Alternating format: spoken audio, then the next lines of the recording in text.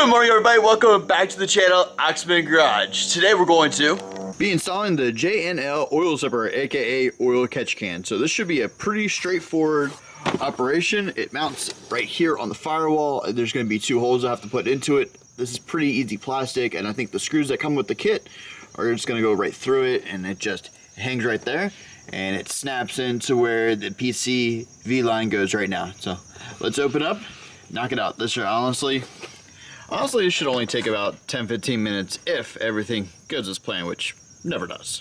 First things first, let's open up the box and see what is inside, but literally the only thing that should be in here is just the catch can.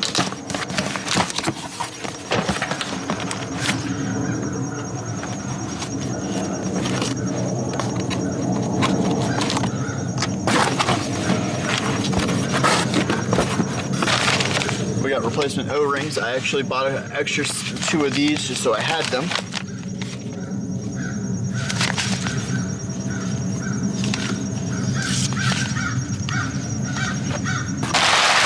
Paper. The oil catch can itself. So literally all it is it mounts right there with those 2 holes and snaps into the factory areas with the factory connects.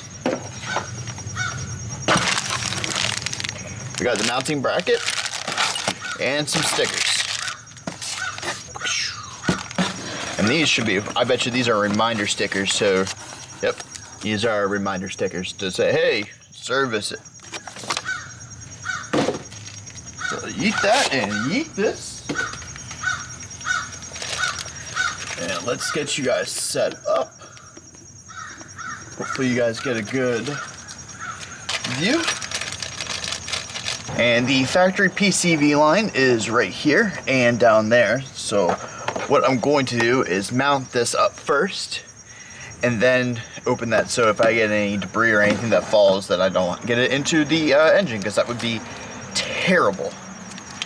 So there's 4 screws that come in here, 2 fine threads and 2 coarse threads. Fine threads to go from the bracket to the separator, and then obviously the coarse that go into the firewall. So let's not lose these real quick. Put those right there so they don't go anywhere. And this goes onto this like so.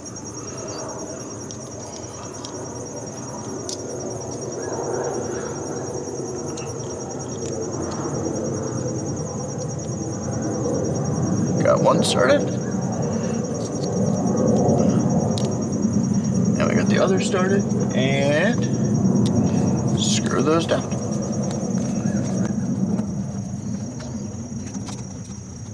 Now I have the drill with me for maybe doing the firewall, but I kind of don't want to strip out these screws that are on the separator itself. The nice thing about this separator is that this whole piece is the cup. So this all unscrews really, really nicely. Unscrews. And there's the collection cup. And there is how it collects the oil. Is the screen allows it to drop down, and then obviously you have a nice clear way to go up. But that is how that works. So oil drops down to the cup.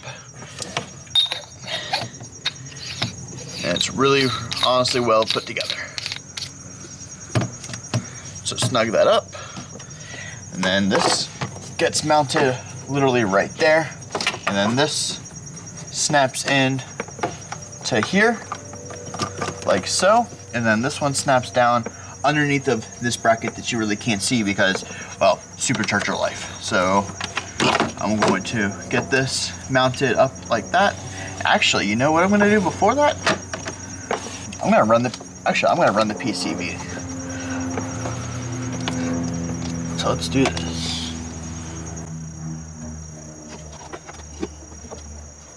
So these are big, but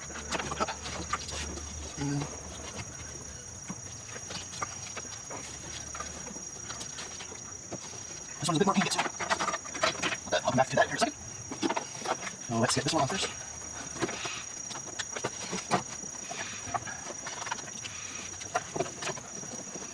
Huh.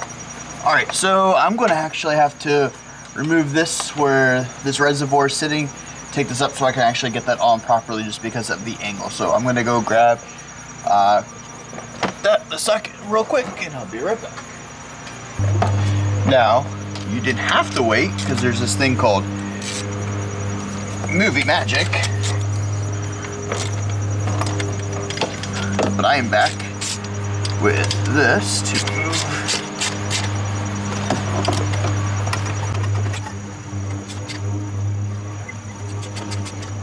Guess I could have just gotten the impact for this one. That probably would have been the smarter idea for this.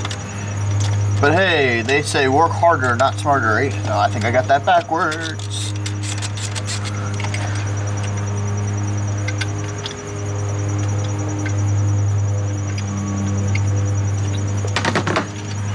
Got one.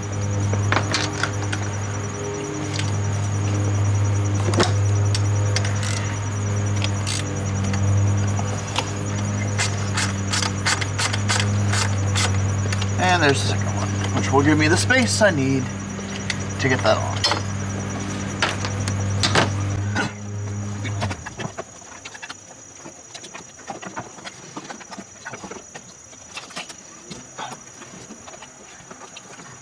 Let's just not leave some triggers.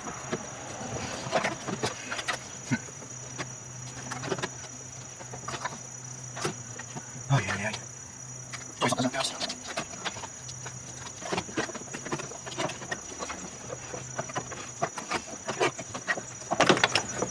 There we go. Now that's clipped in nice and neatly.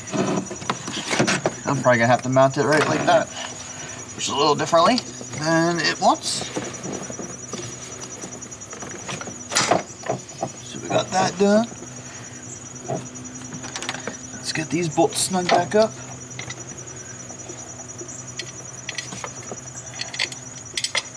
Just like so.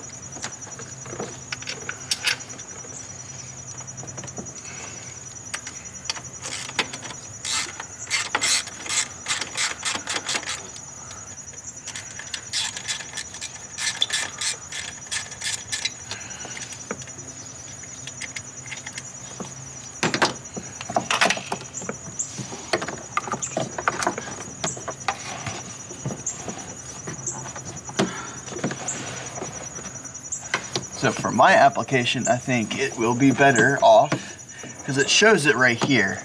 I think with the supercharger and everything, this is gonna have to go right there. I wish this was shorter though. Huh.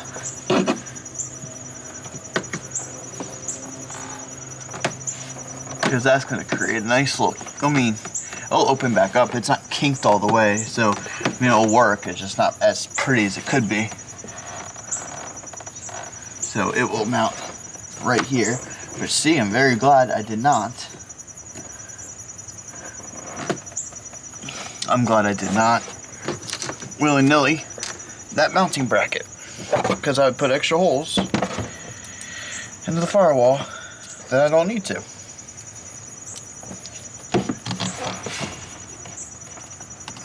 It's not really the firewall, but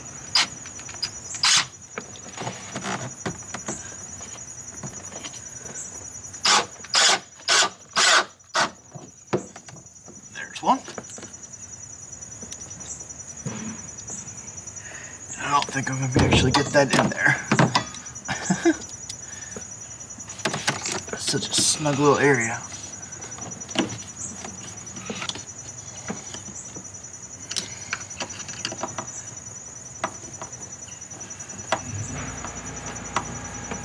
That's nice and snug now. And that's nice and snug. And there it is. All done and installed. Here, let's get you off of the tripod. Take a look. So the only thing I gotta do is just bolt these two bolts back down all the way. But yeah, there you have it. It's all set and done. Now some of you may ask, why did I do this? This is a Roush F150, which has a Roush supercharger on it, and so it's a forced induction vehicle. Forced induction vehicles have a tendency of forcing oil through the PCV system into the throttle body, which inevitably leans the vehicle out just a little bit, and I'm trying to keep this truck nice and healthy, especially after just installing a motor in this last year. So we'll see how it goes. Hopefully this minimizes the amount of smoke that comes out the tailpipes. Fingers crossed. And that's pretty much going to conclude today's video. If you haven't yet, please consider subscribing to the channel. Hit the notification bell. Light Squad, please go smash that like button for me. In the previous video, I put all the details out of how to win the $200 Amazon gift card for the 2,000 subscriber giveaway. Also, if you haven't yet, I'm not wearing it today, I'm wearing Geek Squad, but I was wearing this very stylish Elantra N t-shirt. You can catch all of my apparel at shop.axmangarage.com, and all the profits and proceeds are going to go back into the channel itself. So I hope you guys enjoyed, and I will see you in the next one. Peace.